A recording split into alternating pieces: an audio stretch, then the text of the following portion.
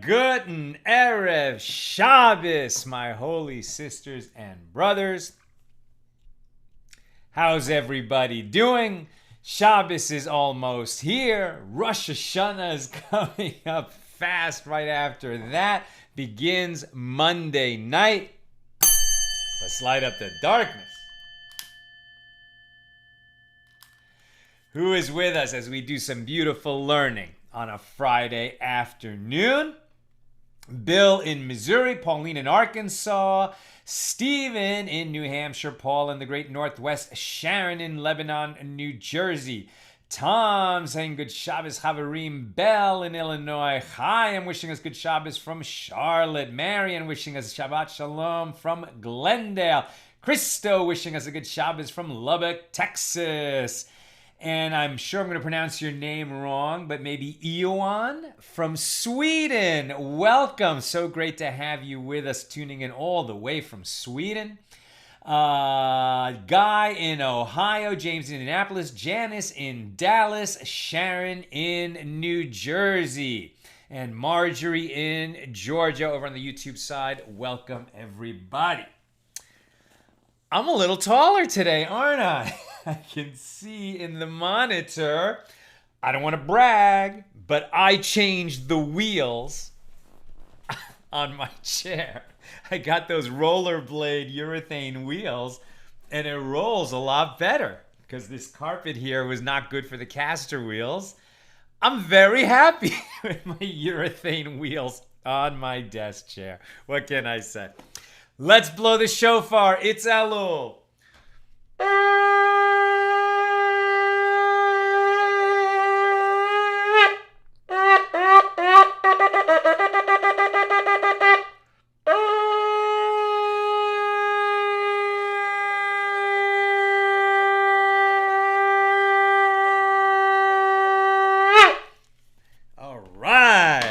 It's almost here. We won't blow it tomorrow because it's Shabbos. We don't usually blow at night. We could blow it Sunday. Monday, which is Erev Rosh Hashanah, you don't blow the shofar. All day Monday, you don't blow the shofar to distinguish the day before Rosh Hashanah from Rosh Hashanah itself. Before we get into our daf, I'll mention again, we shared it on the page. There's a big event going on Sunday. 10 a.m. Los Angeles time, 1 p.m. New York time, whatever that works out for Europe. It's a worldwide event praying for Geula, United for Geula. You'll find the link on Accidental Talmudist on Facebook. And they're bringing together all these big rabbis in the traditional world who are going to speak and give words of inspiration. But the concept is simple. Similar to what we've done before, that Nina invented, encouraged us to do a day of crying out. And this is that same idea that Jews all over the world are crying out for Mashiach, for the Messiah to come and usher in the final redemption. There's so many difficult things going on in the world, but really any time in history, any day in history, any moment would be a great moment for the Messiah to come. And so people will be praying around the world. If you can't tune in and watch that video, what will be great is just to recite Psalm 20 on Sunday. It's a short psalm and such a beautiful psalm, and I thought I would just read it to you now, and then you could recite it on Sunday. Psalm 20. For the chief musician, a psalm of David. May the Lord answer you in a time of distress. May the name of Jacob's God be a tower of strength to you. May he send you help from the sanctuary and give you support from Zion.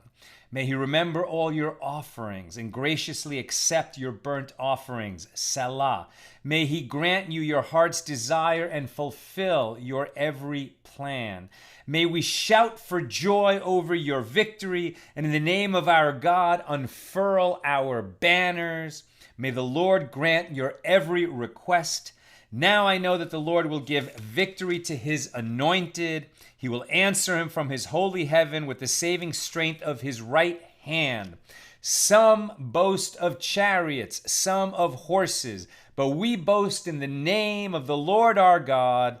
They collapse and fall, but we rise up and stand firm. And then a very famous line that we say quite often in our daily prayers, and even more this time of year. Lord, may the Lord deliver us. May the King answer us when we call. Hashem is a deliverer. May the King answer us on the day we call. Adonai Hoshia Hamelech Yanenu Beyom Korenu. And we say Amen. All right. Let's get into it. We are in tractate Beitzah, which means egg, and it's named. It's really a tractate about the laws of Yom Tov, the laws that are common to all festivals. It's called Beitzah because the first case that is considered in this tractate, which is sometimes nicknamed Yom Tov festival, is the case of an egg that was hatched on a festival day. And the sages are debating whether it can be eaten or not. In our Mishna, we saw that usually Beis Shammai give the stringent ruling, but in this case, Beis Shammai say that egg can be eaten. Beis Hillel say it cannot. And actually, the law, as usual, follows Beis Hillel. And this egg that was laid on a festival day came into existence on the festival day, and that's why it's going to be prohibited. We think. It's definitely prohibited. What we're arguing about is what is the reason, right? And so the reason most commonly given is, well, because it was not prepared for use on the festival, therefore it was set aside. It is muktzah. Just like a tool that has no use on Shabbos, like a precision screwdriver, you can't do work with it. Therefore, the sages have this concept of muktzah, that since that tool, that precision screwdriver, is only used for work, and that work is prohibited on Shabbos, so you shouldn't even pick it up. You shouldn't touch it because you might come to do work with it, and they are making a fence around the Torah to keep you from doing work with it. But then there's the extra wrinkle of nolad. It didn't exist before the festival. It came into existence during the festival. It was born on the festival. The egg was, not the chick, right? It came into existence, and nolad actually means born. And so it was born on the festival as an egg, and therefore it could not have been prepared for use, and by definition, it would thus be set aside. But the sages are not satisfied with that explanation, as we'll see, and they're going to offer other rationales, other reasons why that egg comes to be prohibited for eating, the egg that was laid on the festival. We pick it up near the bottom of the B side of page 2. The Gemara proceeds to explain other interpretations of our Mishnah. Rav Yosef said, an egg laid by a chicken designated for food is prohibited for a different reason. Now, this chicken designated for food as opposed to a chicken designated for laying eggs. If it's designated for laying eggs, okay, we get it. You can't eat that chicken. The chicken itself is muktzah. The egg came into being on Shabbos, and so the egg is also going to be muktzah. If the chicken was designated for food, that's different. Because you can actually slaughter that chicken, roast it, and eat it on a festival. You cannot do that on Shabbos, But the laws of the prohibitions of a festival are less stringent than Shabbos. And the main area where their difference is cooking. You can cook on a festival. You can't cook on Shabbos. And you can do things that are related to cooking. In this case, slaughtering the chicken and roasting it. So if the chicken can be eaten, isn't the egg just part of the chicken? That egg that came out of this chicken on the festival, it's like one food was just separated from another. Why shouldn't both foods be permitted? Right? So that's part of what we're talking about. But Rav Yosef is going to give a different rationale. So he says an egg laid by a chicken designated for food is prohibited for a different reason. It is a decree of the sages due to fruits that fall from a tree. So now this egg that came out of the chicken on the festival day is compared to fruit that fell from a tree on the festival day. Can you eat fruits that fell from a tree? Now, for sure, you cannot pick an apple off a tree. You certainly can't do it on Shabbos. That's considered harvesting. We know we can cook on a festival. Can you pick a fruit off a tree on a festival day? No, you cannot. It is still considered harvesting, and it is a prohibited labor on a festival just like Shabbos. You might ask, but we can cook on the festival day. So can't I just take that apple off the tree so I can bake it in my apple pie? No. The sages are going to make a distinction between the matters that are really associated with cooking as opposed to something that is really part of the farming and harvesting process. So you certainly can't pick an apple off a tree. But this apple fell. It's lying on the ground. Can't I just pick up that apple and now eat it, even though it fell off the tree on the festival day? I'm not harvesting it. I'm not severing it from the tree. God did that. So can't I just pick it up and eat it? Apparently not. Let's see why. It is a decree that we can't eat the egg that came out of the chicken because it's related to this decree that we can't eat fruits that fall from a tree. Fruits that fall from a tree on Shabbos or a festival may not be eaten. And the same applies to eggs that emerge from a chicken. Abaye said to Rav Yosef, with regard to fruits that fall, what in fact is the reason that the sages prohibited them? It is a decree lest one climb the tree and pick the fruit, as this would constitute the prohibited labor of harvesting, right? So here we're once again seeing how the sages drew a fence around the Torah, right? They're protecting us from coming to violate the Shabbos prohibition on harvesting, because if we know that we can eat fruit that fell off the tree, okay, so we're going to go gather some fruit, and I didn't quite fill my basket. Oh, but here's a juicy fruit. It's just hanging on the tree. It's about to fall off. I'll just take it. And that person just violated Shabbos. And if so, the prohibition against eating fruit is itself due to a decree, right? So the reason we can't eat the fruit that fell off the tree is because we might come to pick fruit off a tree. So it's definitely not a Torah law that says we can't pick it up off the ground. It's a rabbinic decree that we shouldn't come to pick it off the tree. So if the reason that we can't eat the egg that came out of the chicken is because it's similar to picking up the fruit that fell off the tree, then aren't we having now a rabbinic decree on a decree? Meaning they're not going to let us eat the egg that came out of the chicken on the festival day because we might come to pick up the fruit that fell off the ground, and we cannot eat the fruit that fell onto the ground because we might come to pick the tree. Now we're two ordinances removed from the Torah law, and the sages don't do that. They don't issue rabbinic decrees to prevent us from coming to violate rabbinic decrees. They only issue rabbinic decrees to prevent us from coming to violate Torah laws. That's a generally valid principle. There are some examples where the Torah law in question has such a severe penalty associated with it that there will be a decree on a decree, but 99% of the time that won't happen. The sages won't do that. And so says It's Abaye talking, right? So now Abaye is talking to his teacher, Rav Yosef, and he's saying, and will we arise and issue a decree to prevent violation of another decree? We don't do that. Rav Yosef responded, that is not so. Rather, when the sages issued the initial decree, they enacted the prohibitions against both fruit that fall, and a laid egg, as all the prohibitions are actually components of one decree. It's not a decree on a decree. They said you can neither eat an egg that was laid on festival nor eat fruit that fell from the tree, both of which are, similar in example because they lead to other prohibited behaviors, but not because one will lead to doing the other. In other words, the similar cases of the fruit and the egg were both included in the original decree. Rabbi Yitzhak said a different reason. Now it's a whole other rationale for why we can't eat the egg that was laid on the festival.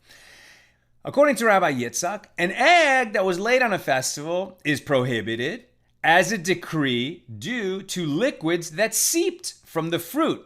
This is a whole other thing, not a fruit that fell off a tree, but liquid that just seeped out of a fruit, right? You can cut olives even on Shabbos. You can cut grapes even on Shabbos.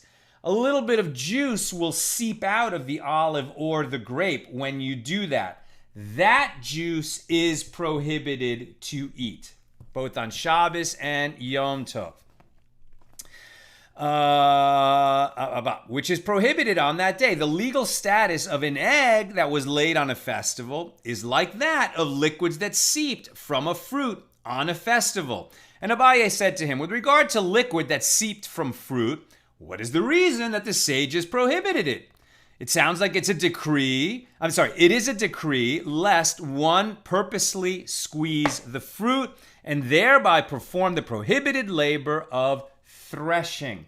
When you squeeze juice out of a fruit, especially something that's typically squeezed for its juice, essentially what you're doing is removing the edible food, or liquid in this case, from the inedible, right? So when you're talking about something that is typically used just for its juice, or even if it's sometimes eaten but is often used for its juice, when you remove the juice from the rest of it, especially when you squeeze it, like when you squeeze a lemon, what's left, you're not going to eat that, right? So you're removing the edible from the inedible.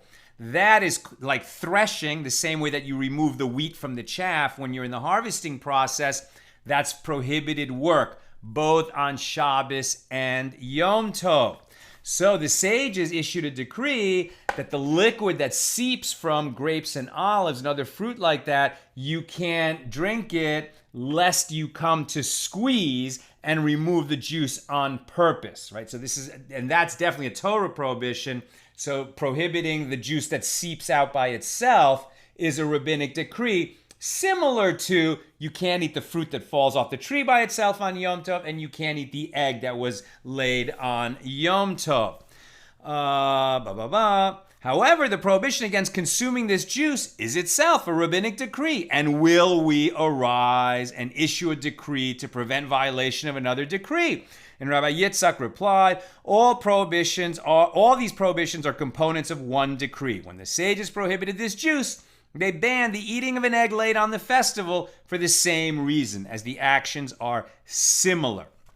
As various explanations have been offered for this Mishnah, the Gemara seeks to clarify why each sage was dissatisfied with the other explanations suggested an alternative.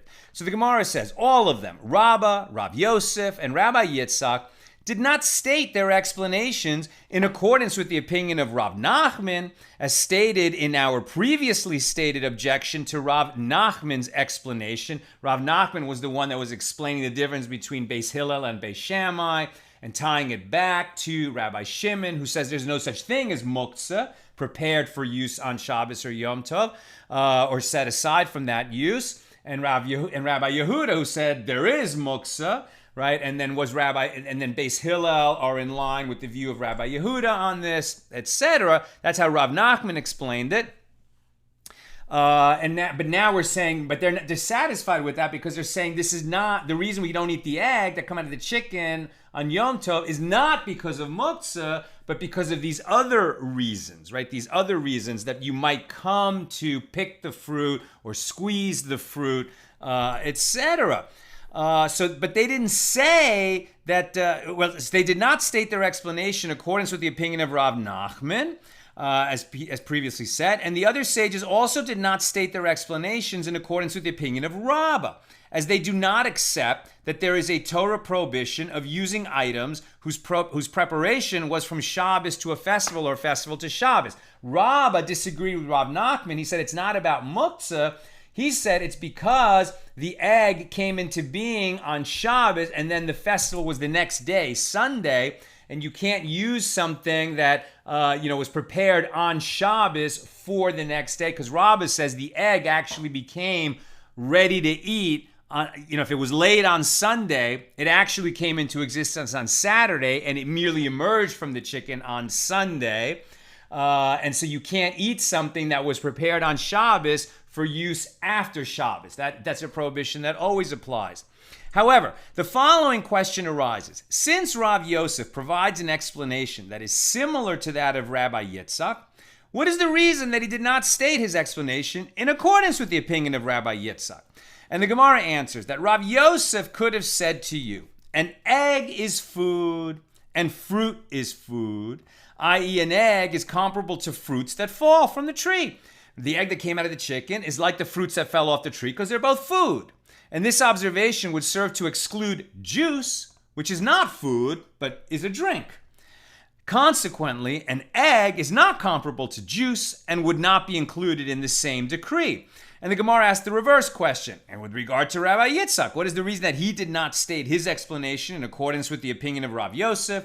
And the Gemara answers, he could have said to you that the case of an egg is more similar to juices that seep from fruit. How so? An egg is enclosed inside a chicken before it is laid, and likewise juice is enclosed inside the fruit.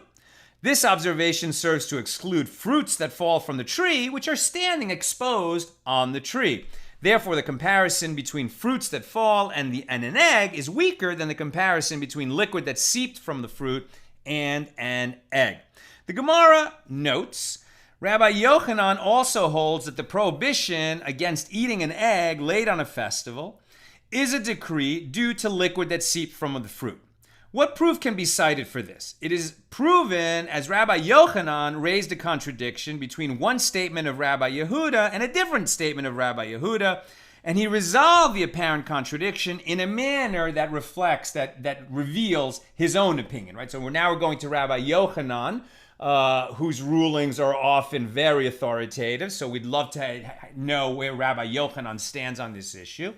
And the Gemara elaborates on the previous statement. We learned in a Mishna at Shabbat 143b, one may not squeeze fruits to extract liquids from them on Shabbos. And if the liquids seeped out on their own, it is prohibited to use them on Shabbos, lest he come to squeeze fruits intentionally, as we previously said. Rabbi Yehuda says, if the fruit is designated for eating, like apples, the liquid that seeps from them is permitted. Since there is no concern that one might squeeze the fruit, there is no reason to prohibit its liquid. And if the fruit was originally designated for liquids, such as grapes for wine or olives for olive oil, so there are grounds for concern that one might squeeze them, and therefore the liquid that seeps from them is prohibited. From the fact that, and this actually is where the law came out, these days, because more fruits have come to be used for juice on a regular basis, more fruits are included in this prohibition that if the juice seeps out, you can't use it because you might come to juice the fruit, as it were. But, for example, melons and watermelon, which rarely are ever used for their juice, the juice that seeps out of them is permitted to eat or even to drink on Shabbos. But the juice that seeps out of olives, oranges, lemons, etc., is prohibited on Shabbos and Yom Tov. Now, the title of today's show is, May You Squeeze a Lemon onto salmon on Shabbos? And the answer is yes. And we're like, whoa, Sal, you told me I can't even drink the juice that incidentally seeps out of a lemon when I cut it on Shabbos. But now you're telling me that I could squeeze a lemon, and you know that squeezing a lemon for juice is prohibited. For sure that's prohibited. So how could you tell me that I could squeeze lemon onto my salmon? And the answer is, it is prohibited to squeeze a lemon in order to extract juice, so that, like, for example, you put that juice in a container and now you're collecting the liquid of the lemon in a container. Because that essentially is manufacturing juice, right? Or threshing, separating the edible from the inedible.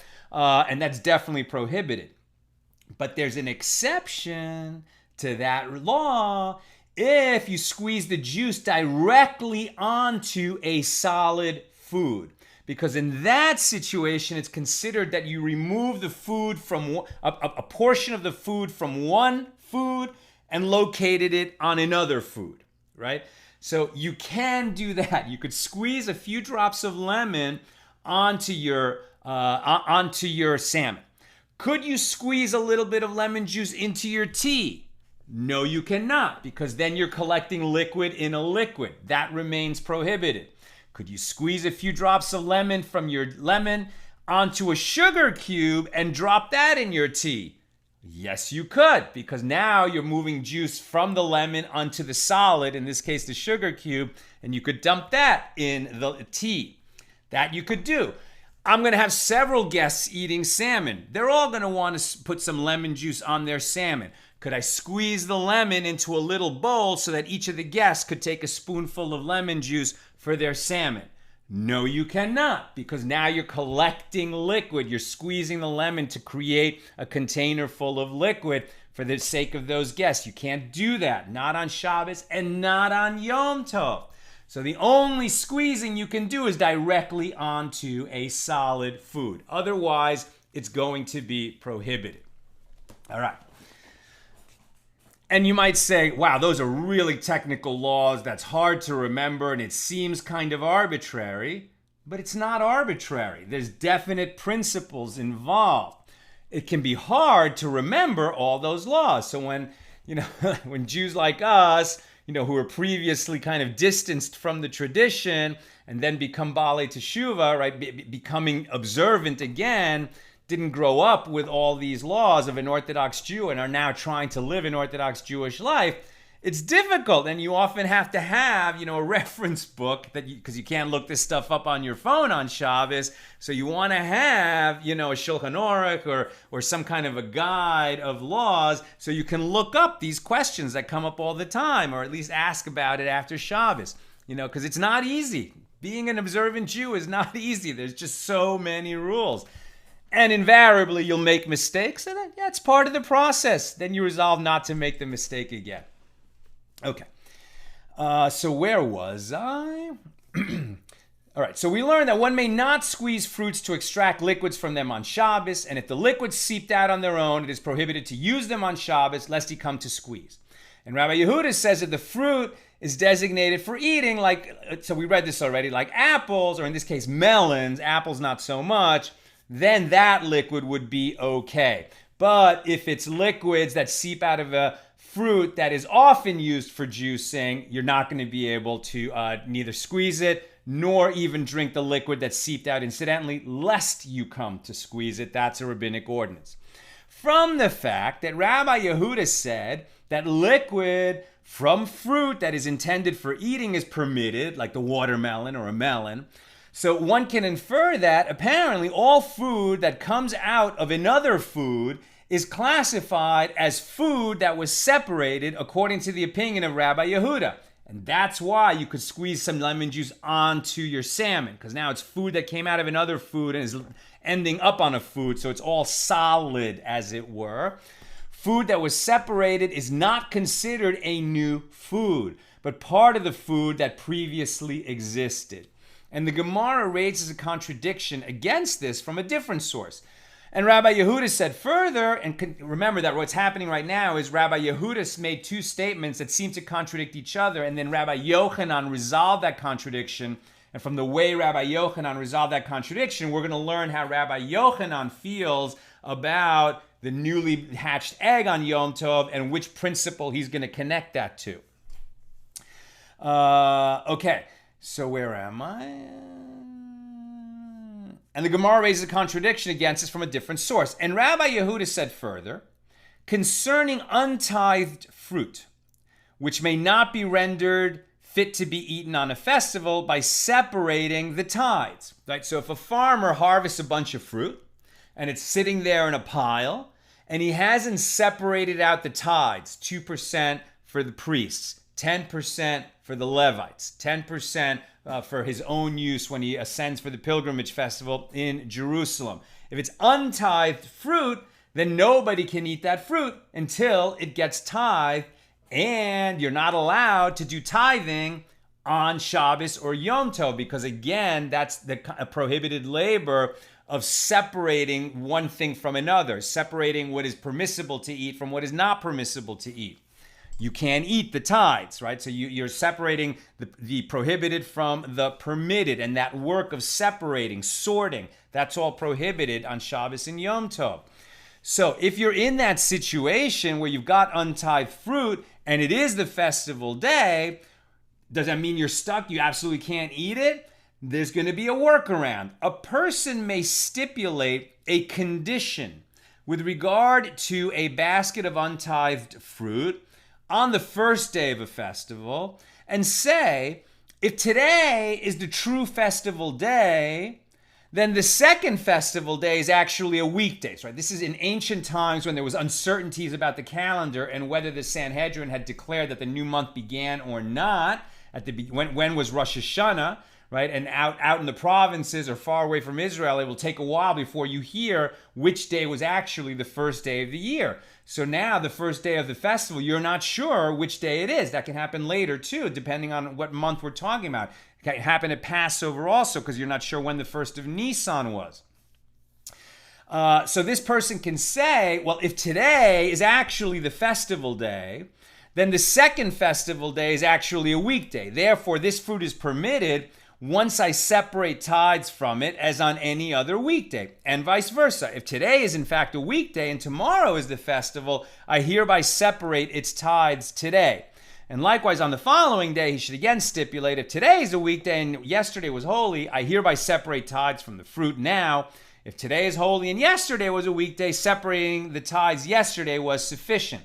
And he may then eat the produce on the second festival day, as in either case, no prohibition is involved. And similarly, an egg laid on the first festival day may be eaten on the second day, regardless of which day is the actual festival. Here we have an uncertainty whether it was a festival day or not. Rabbi Yehuda's statement indicates that on the second day, yes, it is permitted to partake of the egg. But if the egg was laid on the first day, no, one may not eat of it. If so, Rabbi Yehuda apparently contradicts himself, as he said previously, that liquid from food prepared for eating has the same status as the food itself, and that its emergence is considered to be nothing more than the separation of two foods from each other. Well, now he's talking about separating foods from each other. And Rabbi Yochanan resolves the difficulty, and Rabbi Yochanan says the attribution of the opinions with regard to the second day of the festival is reversed, so that Rabbi Yehuda's opinion corresponds with his ruling above. Why does this matter? The significance of Rabbi Yochanan's statement for the issue at hand is as follows. Since Rabbi Yochanan raised a contradiction between the cases of an egg and liquid that oozed out of fruit, one may conclude from this that it is the same reason in both cases, i.e. an egg is prohibited on a festival due to the rabbinic decree against liquid that oozed from fruit. So according to Rabbi Yochanan, it's not about muktzah. It's not that this egg was not prepared for use on the festival, but rather that it is comparable to the case of liquid that oozed from a fruit. And since the rabbis decreed against that, lest you come to squeeze it, so then they said you can't even eat the juice that's seeped out on its own.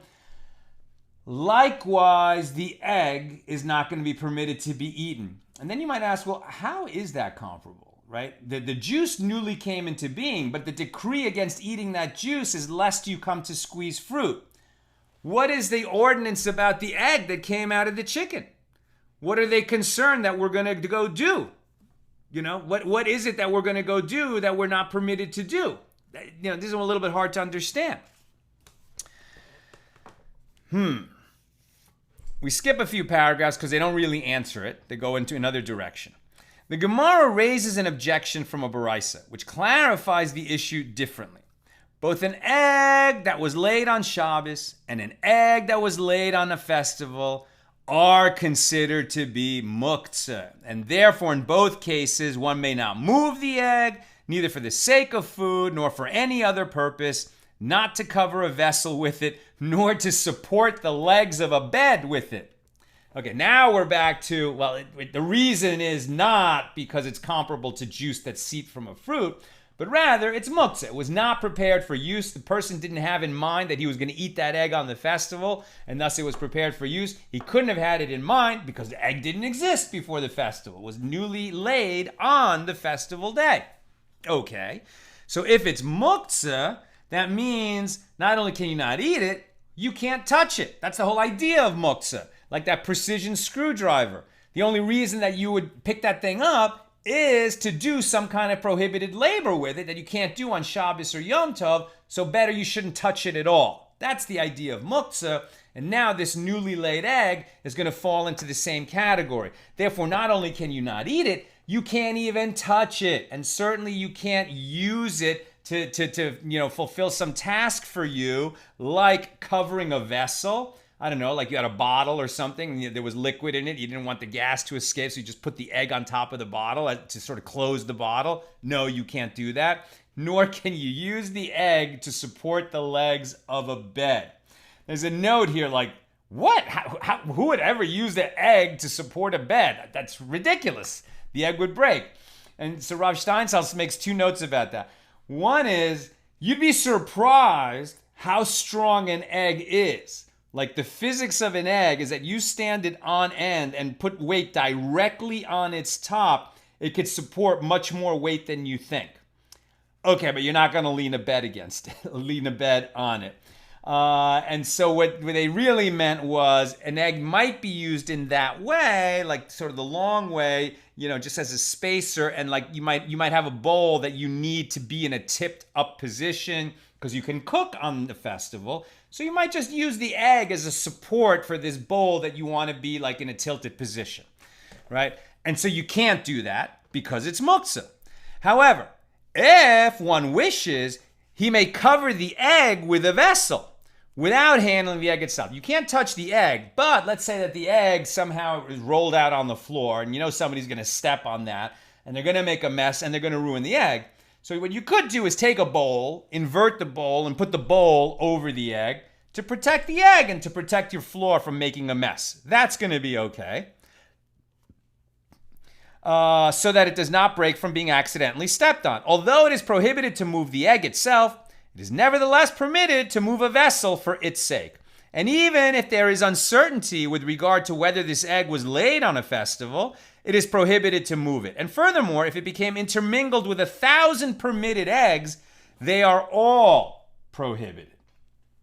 That's surprising, because we have seen before that if you have something that is prohibited and it becomes mixed into something that is permitted, usually if the prohibited substance is less than 1/60th of the final mixture, it's nullified, and then you don't have to worry about it. Unless the prohibited thing is significant. And the definition of significant is something that they're going to argue about. But if that thing is significant, then even if it's mixed in with 1,000 other eggs, right, so it's 1,000 to 1 mixture, that whole mixture is going to be prohibited. Now the Gemara notes, granted, according to the opinion of Rabbah, who said that an egg is prohibited due to lack of preparation, meaning it's muktzah, this case, although Rabbah said that it was laid on Shabbos for the day later, and that's what made it bad, or it came into existence the day before. I thought that's what Rabbah said. But here he's saying due to lack of preparation, which really means muktzah. It was set aside because it wasn't prepared for use. So granted, according to the opinion of Rabbah, who said that an egg is prohibited due to the lack of preparation, this case involves an uncertainty with regard to the legal status of an item prohibited by Torah law. And in any case of an uncertainty with regard to the legal status of an item that is prohibited by Torah law, the ruling is stringent.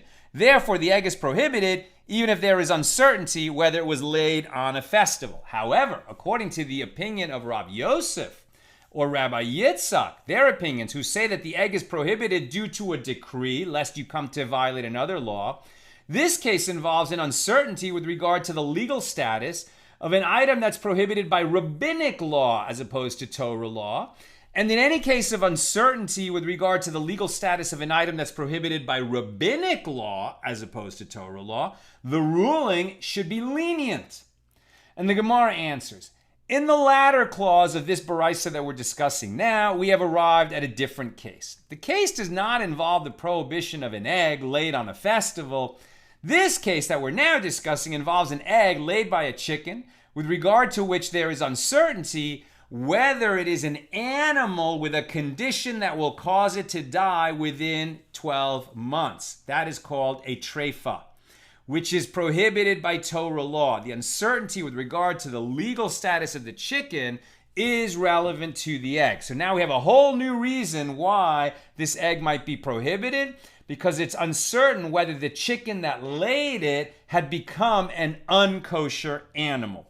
How did it become an unkosher animal? For example, it was pierced by a needle, some kind of a needle, like a thorn type of needle, that punctured its lung, right? And then if were you to open up this bird when you slaughter it, it turns out that its lung was punctured in such a manner that it might still be alive, but it would die within a year because of that wound. That wound would render the animal unkosher, and that is called a treifa. Very often you hear the word treif, generally used to mean unkosher, right? Ham is treif. That's actually a colloquialism. It's used that way. It's quite commonly used that way. But really what treif means is something is a treifa. It is unkosher, but specifically because the animal was wounded in such a way that wouldn't live out a year. The Gemara raises it, so in other words, it's like the Walking Dead, right? It's still alive. You could slaughter it properly the way that, a shochet, a kosher butcher slaughters, but because that animal received what was essentially a death wound, and it's kind of the Walking Dead, that's why that animal was rendered unkosher, cannot be eaten by Jews. So the Gemara raises a difficulty with this response. If so, the latter clause of the same Beitzah, if it became intermingled with 1,000 other eggs, they are all prohibited.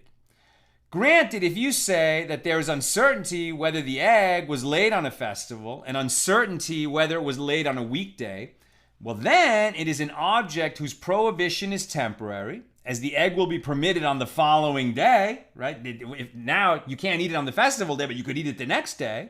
So its prohibition is temporary. And we have a principle that any object whose prohibition is temporary is not nullified even by 1,000 permitted items. Since its prohibition will lapse on its own, there is no need to make use of the option of nullification.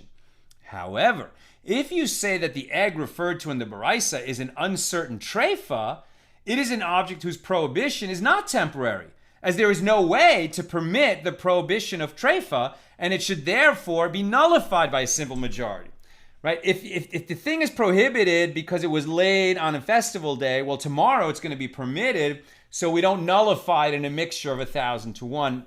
It doesn't become nullified. And the prohibition, and the whole mixture is prohibited until tomorrow, when the prohibition of this egg that was laid on the festival, you can't eat it on the festival day, but you could eat it tomorrow.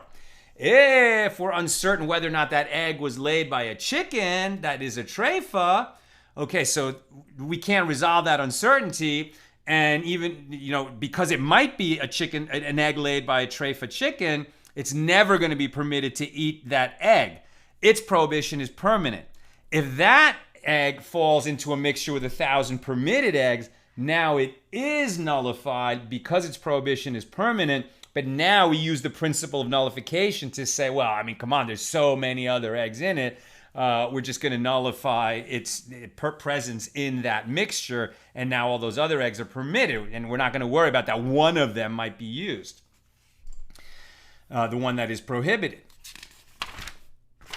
Oh, and that's as far as I'm going to go today. So let's go to your comments and questions, and I'm sorry I didn't give warning.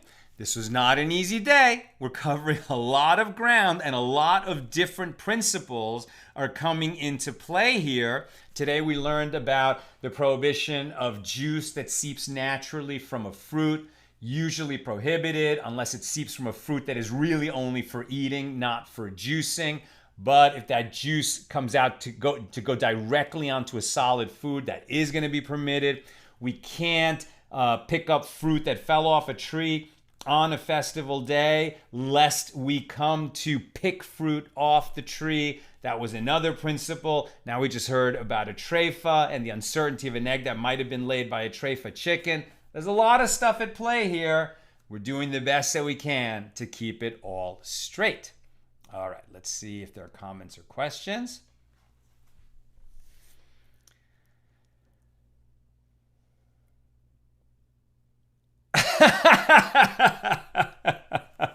Tom Beck says, regarding the wheels and the new wheels on my chair, can you now roll on Shabbos? Yes, I can.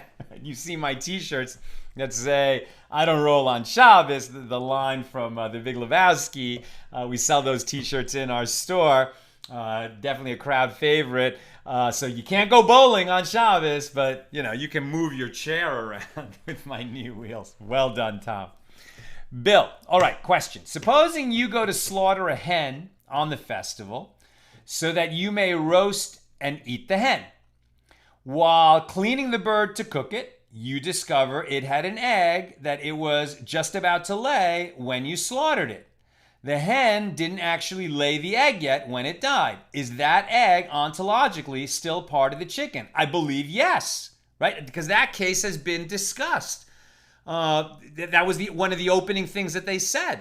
On the festival, you can cook the chicken. In order to cook the chicken, you can slaughter the chicken, and you can eat all the parts of the chicken. So for sure, you could eat the egg that was inside the chicken. Yes, you can do that. If the egg emerged from the chicken, now it's problematic because it's like that egg came into being. But that's why they've been distinguishing between a chicken designated for food and a chicken designated for laying eggs. Because if the chicken was designated for food, it might well be that you could eat the egg even if it came out, even if it was laid before you slaughtered the chicken, because it's just like one piece of food that's separated from another, right? And so that seems like it probably would be permitted. And that's what they're saying is, but usually the eggs that come out of chickens on the festival are coming out of hens that were designated for egg laying and not for slaughtering and eating. And that's why it's problematic, because that is, a food that you sort of, it's like planting and harvesting, right? So it's similar to like, you own those chickens and feed those chickens so that they would produce eggs. Boom, here's a new egg on the festival. That egg is going to be prohibited. Yosef, when life gives you lemons, make lemonade after Shabbos. Well done, Yosef. Very good. Belle, I am a rural girl, and we got our fowl from a farm. Hens are not designated for eating or laying eggs. They are all in all. Roosters are almost all for eating. Hens lay eggs until too old and then are designated for stewing. It is not unusual to find unborn eggs in various levels of maturity within the hen. My grandmother would give those unborn eggs, which had been stewed within the hen, to the favorite grandchild. It would be obvious to a chicken farmer or a cook that these eggs were only created the day before.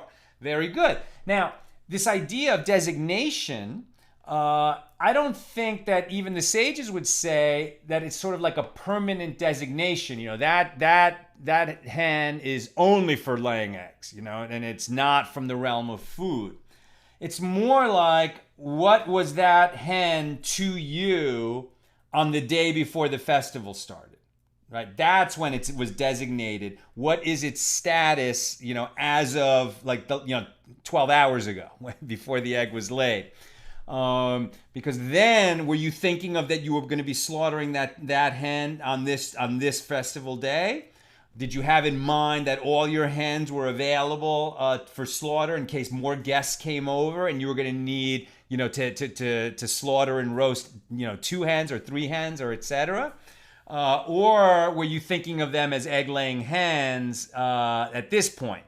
And perhaps, in ancient times it was a little bit different. But I take your point. I think there probably was, even then, the same idea. It was a little bit more fluid, which are for food and which are for egg-laying. But you probably would have a pretty strong impression of what a particular hen was for as of, the day right before the festival.